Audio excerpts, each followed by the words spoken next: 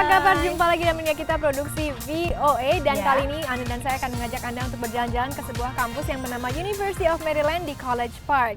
Ini adalah salah satu kampus paling terkemuka ya, kampus negeri paling terkemuka di Amerika yang terletak tidak jauh dari Washington DC. Nah, kenapa ke kampus? Karena dalam beberapa minggu ini para pelajar dan juga mahasiswa di seluruh Amerika Serikat itu memulai tahun ajaran baru ya, Sus ya. Ini namanya musim Back to School. Iya. Tapi sebelum kita jalan-jalan melihat kampus University of Maryland ini, kita simak dulu ada apa aja minggu ini.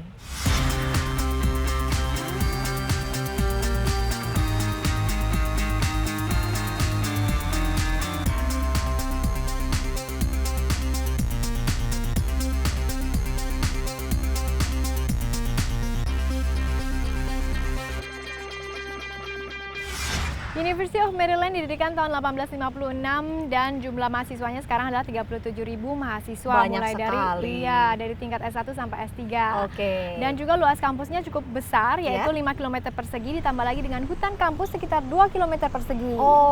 Dan di sini juga ada 127 jurusan untuk tingkat S1 dan 112 jurusan untuk tingkat pasca sarjana. Di antaranya itu yang terkenal School of Business, sekolah bisnis, terus School of Journalism atau sekolah ilmu jurnalistik atau School of Agriculture.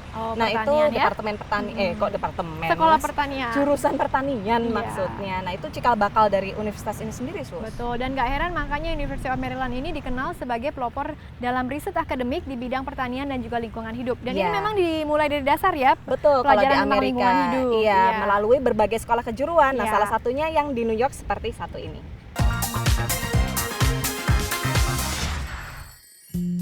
Inilah satu-satunya sekolah di New York yang hanya bisa dicapai dengan kapal feri melalui perjalanan singkat dari Manhattan ke Pulau Governors. Disinilah New York Harbor School berlokasi di gedung penjaga pantai yang telah direnovasi.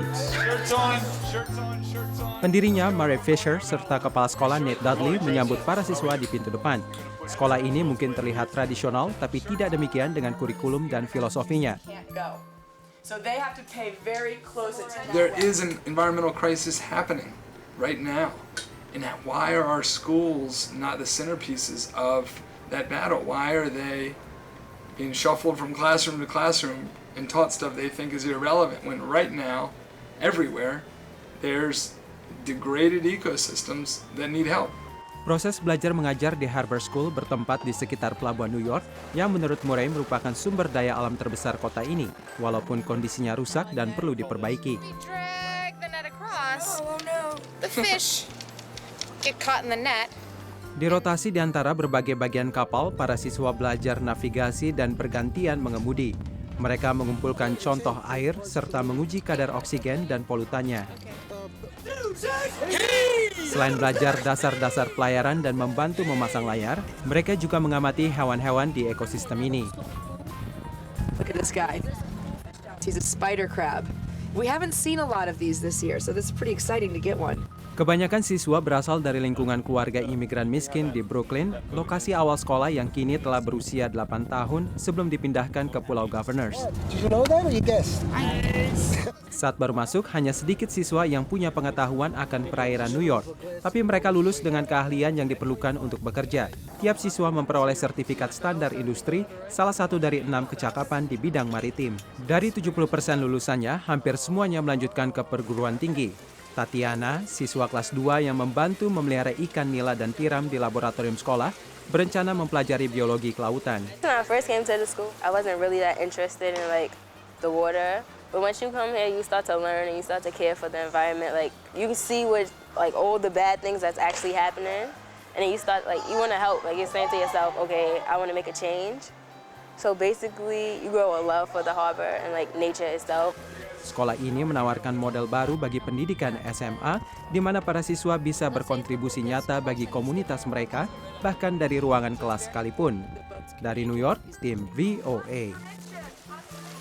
Ya, di New York sendiri ada lusinan prep school seperti tadi, Sus, dari sekitar 400 sekolah kejuruan yang tersedia di kota itu. Betul sekali, dan juga sekarang ini semakin banyak ya berlangsungnya kompetisi yang mengaitkan antara sains teknologi dan juga upaya pelestarian lingkungan. Betul, Salah satu contohnya adalah kompetisi desain robot bawah air yang dilangsungkan di Texas kali ini. Simak ceritanya.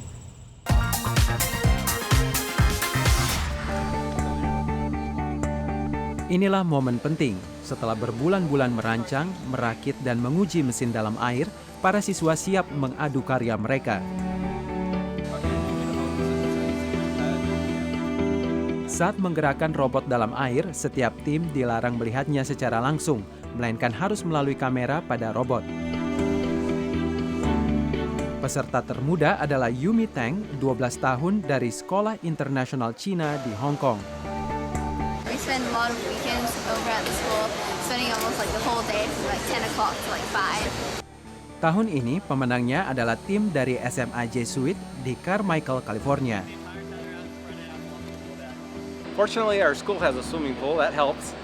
And but we meet every Saturday from about November until the competition.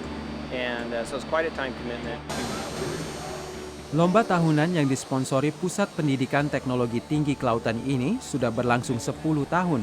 Tahun ini robot-robot bawah air mendapat perhatian khusus karena perannya dalam penanganan ledakan kilang minyak di Teluk Meksiko tahun 2010.